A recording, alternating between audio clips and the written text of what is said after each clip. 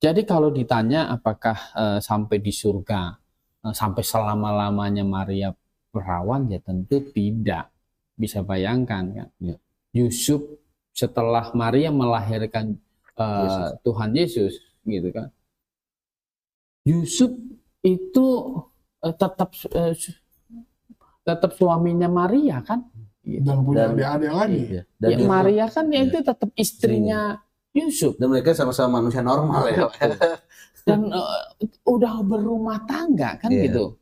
Udah berumah tangga, di dalam semua rumah tangga ya akan terjadi persetubuhan.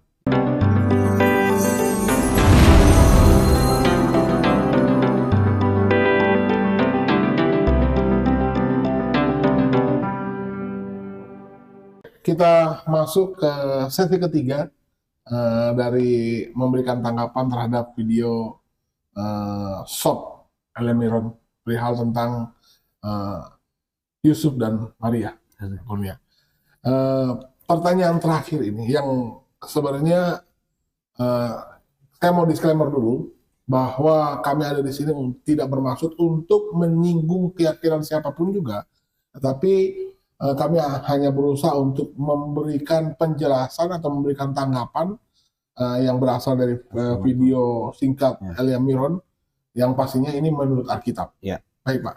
Dalam video tersebut Ellen Miron akhirnya sebenarnya bukan di tengah video, malah di awal, dan dia sering berkali-kali sebut bahwa sebenarnya Maria itu bahkan sampai di akhir video, Maria itu waktu dia mengandung Yesus sebagai perawan, bukan hanya sampai di situ, bahkan setelah melahirkan Yesus, dia pun masih perawan. Dikatakan perawan selamanya. Bahkan sampai selama-lamanya. Bagaimana Alkitab bisa memberikan keterangan tentang penjelasan video dari Ellen Miron ini, Pak? Silakan Pak. Ya, coba saudara bisa baca kembali Injil Matius pasal 1 ayat 24 dan 25. Ya. Sesudah bangun dari tidurnya, Yusuf berbuat seperti yang diperintahkan malaikat Tuhan itu kepadanya. Ia mengambil Maria sebagai istrinya, tetapi tidak bersetubuh dengan dia sampai ia melahirkan anaknya laki-laki, dan Yusuf menamakan dia Yesus. Iya. Jadi kan jelas memang di sini setelah Yusuf mengambil Maria sebagai istrinya, dia tidak bersetubuh dengan Maria. Artinya apa? Memang waktu Yesus dilahirkan Maria, itu Maria masih perawan, gitu. Karena ini penting, Tuhan Yesus dilahirkan oleh seorang perawan ini penting. Oke. Kenapa penting? Karena ini juga adalah salah satu bukti seseorang itu Mesias yang dijanjikan. Harus menggenapi nubuatannya, Pak. Betul. Nah, coba kita baca Yesaya pasal 7 ayat 14 itu. Sebab itu Tuhan sendirilah yang akan memberikan kepadamu suatu pertanda. Sesungguhnya seorang perempuan muda mengandung dan akan melahirkan seorang anak laki-laki, dan ia akan menamakan dia Immanuel. Ya, ini seorang perempuan muda. Ya. Nah, ketika Yesaya pasal 7 ini, di pasal 7 ayat 14 ini kan diterjemahkan ke dalam bahasa Yunani, di dalam Septuaginta. Ya. Ini perempuan muda ini diterjemahkan dengan Parthenos. Nah, Parthenos ini untuk kata Yunani yang artinya perawan. Jadi bukan hanya umurnya muda, tetapi juga perawan. Nah, jadi Maria ini mengandung Tuhan Yesus itu sampai melahirkan. Itu perawan itu memang sangat penting sekali. Karena kalau Yesus itu bukan dilahirkan oleh seorang perawan, seorang perawan, maka dia itu bukan Mesias. Nggak menggenapi Yesaya 7 ayat 14 ini. Betul. Siapapun yang dilahirkan bukan oleh seorang perawan, dia tidak bisa mengklaim dirinya Mesias, gitu. Nah, maka catatan Injil Matius ini tentang kelahiran Yesus Kristus, bahwa dia dilahirkan oleh seorang perempuan perawan, Maria, dan malaikat memberitahukan kepada Yusuf bahwa bayi anak yang dikandung oleh Maria itu dari Roh Kudus, jadi bukan dari persetubuhan antara Yusuf dengan Maria, antara laki-laki lain dengan Maria, bukan. Tetapi itu ditaruh di dalam rahim Maria tanpa persetubuhan. Jadi Maria itu, Yesus itu dilahirkan oleh Maria, itu memang Maria masih perawan. Karena dia juru selamat, dia Mesias yang dijanjikan. Ini maka penting sekali catatan ini. Menggenapi Yesaya 7 ayat 14. Betul. Nah, Matius sebagai seorang Yahudi itu mengerti bahwa Mesias, siapapun yang mengklaim dirinya Mesias, harus dilahirkan dari seorang perawan. Nah, jadi kita juga percaya bahwa Yesus Kristus itu harus lahir dari seorang perawan. Tetapi kalau misalnya Maria itu perawan selamanya, ini tidak masuk akal. Kenapa? Yusuf ini mengambil Maria sebagai istri. Oke. Gitu. Ketika Maria mengambil Yusuf mengambil Maria sebagai istri, ya kan? Sebelum waktu Yusuf bertunangan, ya kan? Waktu Yusuf bertunangan dengan Maria, dia setiap orang yang berumah tangga itu pasti akan menginginkan keturunan, ya kan? Tuh. Demikian juga Yusuf sebenarnya mengambil Maria sebagai istri. Ya.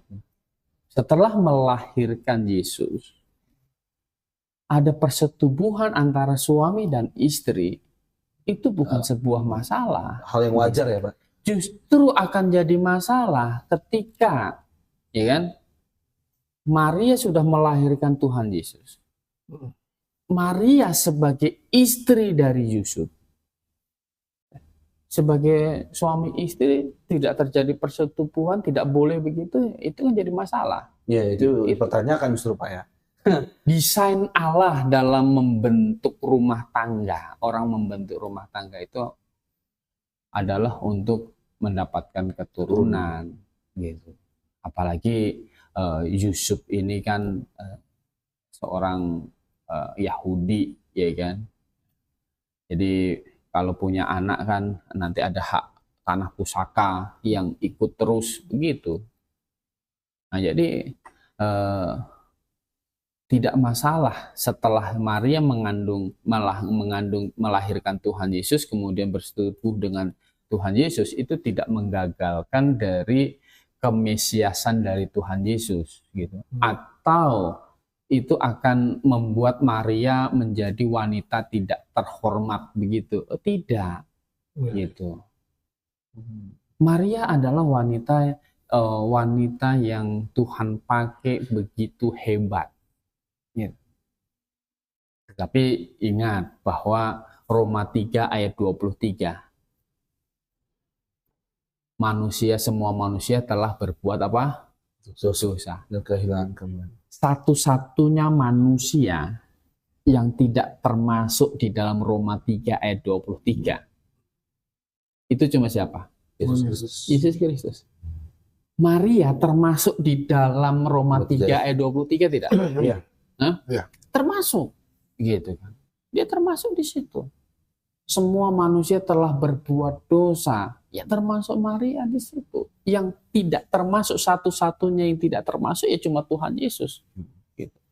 Maria datang lahir ke muka bumi ini, itu kan dikandung sama mamanya, ibunya Maria, ya kan? Dan ketika mamanya mengandung Maria, itu apakah dari Roh Kudus? Apakah Maria itu ditaruh di dalam rahim mamanya seperti Tuhan Yesus? Tidak. Tidak. Gitu. Yang dikandung dari Roh Kudus dari semua manusia yang ada di muka bumi ini hanya Tuhan Yesus saja. Gitu. Sehingga satu-satunya manusia yang tidak berdosa itu hanya Tuhan Yesus. Gitu. Yang lain semua berdosa. Gitu. Maka Maria itu di dalam catatan Alkitab kita, coba kita baca Kisah Para Rasul itu. Kisah Para Rasul pasal 1 ayat 12 sampai 14 ini setelah peristiwa kenaikan Tuhan Yesus ke surga. Maka kembalilah rasul-rasul itu ke Yerusalem dari bukit yang disebut Bukit Zaitun, yang hanya seperjalanan sabat jauhnya dari Yerusalem. Setelah mereka tiba di kota, naiklah mereka ke ruang atas, tempat mereka menumpang. Mereka itu ialah Petrus dan Yohanes, Yakobus dan Andreas, Filipus dan Thomas, Bartolomeus dan Matius, Yakobus bin Alfeus dan Simon orang Zelot, dan Yudas bin Yakobus. Nah, ini jadi ke-11 murid-murid Tuhan Yesus, ya kan? Jadi yang menyaksikan kenaikan Tuhan Yesus. Kemudian lanjutkan. Mereka semua bertekun dengan sehati dalam doa bersama-sama dengan beberapa perempuan serta Maria ibu Yesus dan dengan saudara-saudara Yesus. Nah, jadi di sini jelas kalau ditanya apakah Maria itu siapa yang disembah oleh Maria, ya jelas Maria itu menyembah Tuhan Yesus. Gitu. Mereka semua bertekun dengan sehati dalam apa? Doa. Dan ikut yang di dalam doa ini, ikut yang di dalam berdoa ini, yang bertekun bersehati berdoa ini disebutkan Maria ibu Yesus. Memang ada banyak Maria kan, tapi ini dikasih keterangan Maria ibu Yesus, begitu. Jadi ditambah lagi dan dengan apa? Saudara-saudara Yesus. Saudara-saudara Yesus. Ya. Nah, jadi yang disebutkan di Matius yang disebutkan 4 laki-laki dan dua paling nggak 2 perempuan itu ikut di sini, gitu. Dan ini terjadi setelah Yesus mati, dikubur dan bangkit, kemudian malah ini setelah naik ke surga. Gitu. Karena dari sejak Maria mengandung, gitu ya, hatinya itu sebenarnya penuh pertanyaan. Ya. Bisa kita bayangkan ya, Pak ya. Hatinya penuh pertanyaan. Ya, dia mengunjungi Elizabeth kan. Ya. Bayi yang dikandung Elizabeth itu bergejolak. Ya. Wah, siapakah ini? Aku. Hingga ibu Tuhanku datang. Yang dikandung kan Tuhan ini. Allah yang menjadi manusia. Gitu. Kemudian orang waktu melahirkan, gitu kan, gembala-gembala datang. Gitu. Kemudian pindah dari kandang di rumah ada siapa? Orang Majus. Katanya apa? Kenapa bisa nyampe ke sini? Dipimpin bintang. Gitu. Lebih tepat dari Google Map. Enggak. Cuma pas sampai istana Herodes hilang. Kenapa hilang? Karena kan ada Alkitab. Iya. Begitu. Menuntun lebih tepat. Menuntun. Si ahli Taurat kan baca di mana lahirnya, di Bethlehem. Keluar dari istana Herodes, muncul lagi.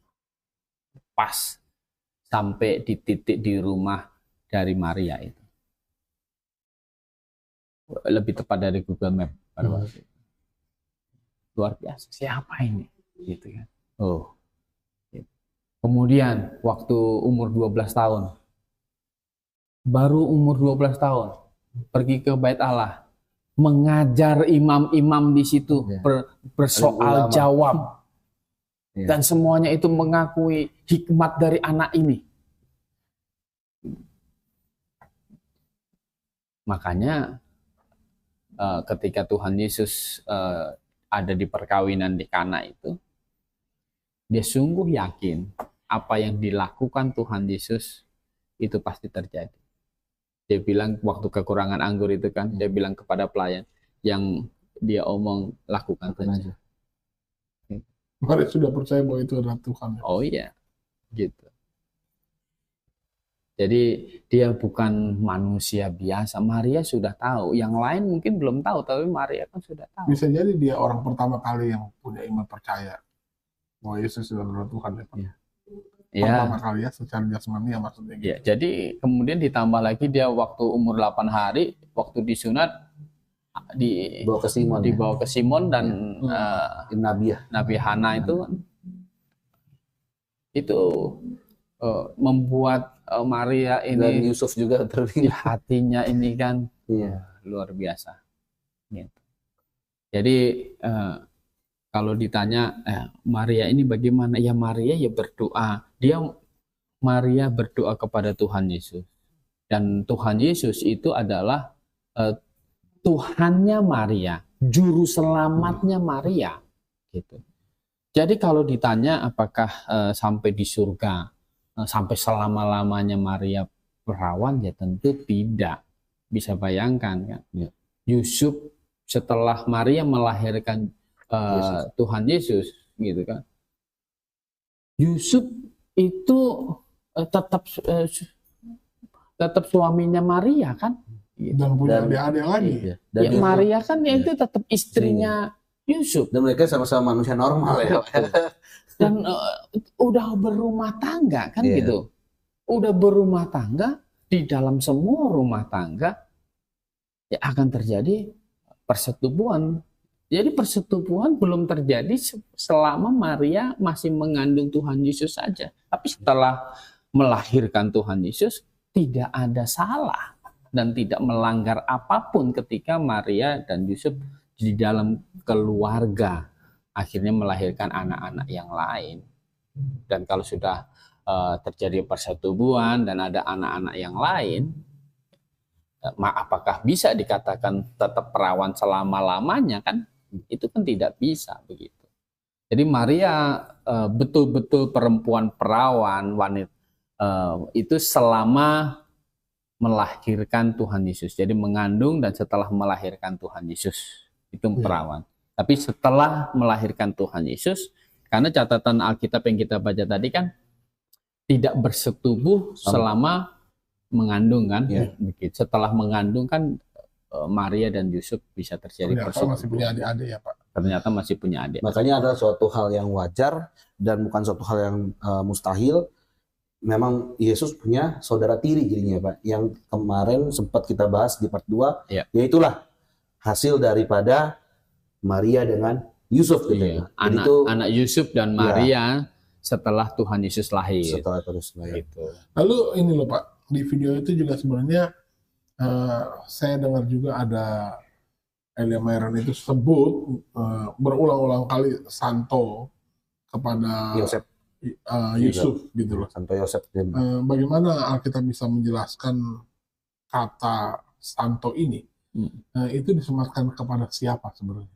Oke, coba kita baca satu misalnya ayat di Korintus ya, 1 Korintus pasal 1 ayat 1.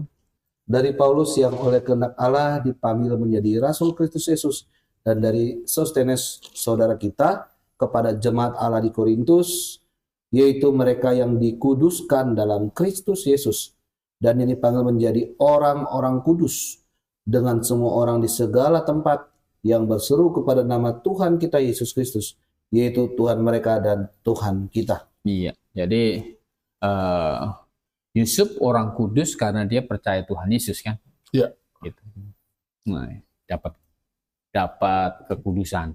Nah, kita yang masih hidup ini kalau kita percaya Tuhan Yesus bisa disebut orang kudus nggak? Ya bisa, karena kita sudah dikuduskan, kan gitu. Nah, orang yang dikirimin surat oleh Rasul Paulus ini 1 Korintus ini masih hidup apa tidak ini? Sekarang sih sudah mati, tapi kalau waktu terima ini masih hidup. Pada saat itu masih hidup. Tetapi orang-orang kudus. Tapi juga sudah disebut apa? Orang-orang kudus. Gitu. Jadi yang definisi Alkitab tentang orang kudus sebenarnya adalah orang yang sudah dikuduskan. Gitu. Dikuduskan pakai apa? Dikuduskan karena pengorbanan Tuhan Yesus di atas kayu salib. Jadi siapapun sebenarnya yang hidup gitu. Di sini kan yang berseru kepada nama Tuhan kita di segala tempat, ya kan? Jadi sampai kepada kita juga kalau kita sungguh-sungguh bertobat dan percaya kepada Tuhan Yesus, maka kita disebut orang kudus gitu. Jadi Pak Riko bisa dipanggil orang kudus. Santo. Jadi santo itu artinya orang kudus. Nah, santo itu. Dan jabatan orang kudus itu bisa melekat kepada orang yang sudah diselamatkan. Iya. Percaya kepada betul. keselamatan yang ditawarkan Yesus Kristus. Iya, karena kan kita dikuduskan. Iya itu. Kalau Ibrani 10 ayat 10 itu coba dibaca. Dan karena kehendaknya inilah kita telah dikuduskan satu kali untuk selama-lamanya oleh persembahan tubuh Yesus. Ya, jadi kita sudah kudus belum? Sudah. Satu kali untuk selama-lamanya. Nah, kita sudah kudus. Jadi orang percaya bisa dipanggil dengan sebutan santo sebenarnya. Ya, orang kudus. Ya, artinya orang kudus gitu artinya ya, orang kudus. Kalau disebut santo dalam artian orang kudus ya bisa. Berarti nggak cuma Santo Yosef gitu. Tapi kita pun juga. Jadi sebenarnya orang Kristen yang sudah bertobat dan percaya Tuhan Yesus begini loh. Kalau orang yang sudah bertobat percaya Tuhan Yesus, ya kan? Artinya hukuman atas dosa dia kan sudah selesai. Terjadi satu transaksi begini. Dosanya diselesaikan Tuhan Yesus di atas kayu salib. Iya. Maka kekudusan Tuhan Yesus yang melekat pada diri dia. Iya. Gitu. Nah, kekudusan yang diberikan oleh Tuhan Yesus Kristus ini permanen apa tidak? Kan permanen. Gitu. Sekali untuk selama-lamanya. Jadi selama orang tinggal di dalam Yesus Kristus, maka kekudusan itu tidak hilang. Karena itu kekudusan yang diberikan oleh Tuhan Yesus. Kalau kekudusannya tidak hilang, boleh nggak dipanggil orang kudus? Ya boleh. Saya orang kudus, Pak Riko orang kudus, Saudara Yesus orang kudus. Karena kita sudah mendapat jabatan orang kudus, ya panggilan orang kudus, maka malu kalau kita tidak hidup kudus. Ya. Ya. Betul. Itu yang paling penting. Itu yang terpenting sih, Pak. Malu kita kalau nggak hidup. Begitu. Ya. Baik, sudah mantap. Saya pikir penjelasan Pak Kurnia sudah cukup jelas sekali tentang bagaimana kita harus menanggapi video dari Ellen Miron. Dan memang saudara, rupa-rupa pengajaran, rupa-rupa iman yang diajarkan oleh banyak pengajar, tetapi kita orang berhikmat tentu saja harus memiliki satu alat ukur yang tidak bisa bergeser. Tuhan kasih dua alat ukur, yaitu salah satunya Alkitab dan pikiran kita, logika kita. Jadi itu tidak boleh bertentangan, ya Pak Kurnia. Ya. Siapapun yang mengajarkan yang macam-macam bentuk rupa-rupa itu, Anda bisa terima kalau itu cocok dengan Alkitab. Kenapa demikian? Karena kita orang Kristen harus percaya bahwa Alkitab ini adalah satu-satunya firman Allah, bukan salah satu firman Allah. Dari sinilah kita bisa menerima kabar baik bahwa di dalam Alkitab sajalah ada benar-benar janji keselamatan yang mutlak, tidak bisa ditawar-tawar, dan itu sudah pasti. Dan janji itu dibawa oleh Yesus Kristus, yang Dia adalah Tuhan, menjadi manusia, mati di atas kayu salib, menanggung hukuman dosa seisi dunia. Terima kasih Pak Kurnia. Baik. Saya bersyukur bahwa lewat penjelasan yang dipaparkan oleh Pak Kurnia lewat Alkitab ini memberikan tambahan pengetahuan, sehingga kita tidak lagi bisa dengan mudah diombang-ambingkan oleh rupa-rupa pengajaran. Oke, kalau Anda suka dengan video ini dan diberkati dengan video ini, Anda bisa share video ini ke teman-teman supaya orang lain juga bisa mendengarkan berita kabar baik ini. Dan kalau Anda ingin mendukung saluran ini, Anda bisa subscribe supaya nanti kalau kita upload video baru, Anda bisa mendapatkan notifikasi. Dan jangan lupa di like kalau memang suka. Di like. Kalau ada pertanyaan boleh diketik. Silakan komentar. Baik, ujilah segala sesuatu dan tetaplah pegang yang baik. Selamat malam Pak Kurnia. Baik. Selamat malam Saudara Joshua. Terima kasih dan salam Maranatha.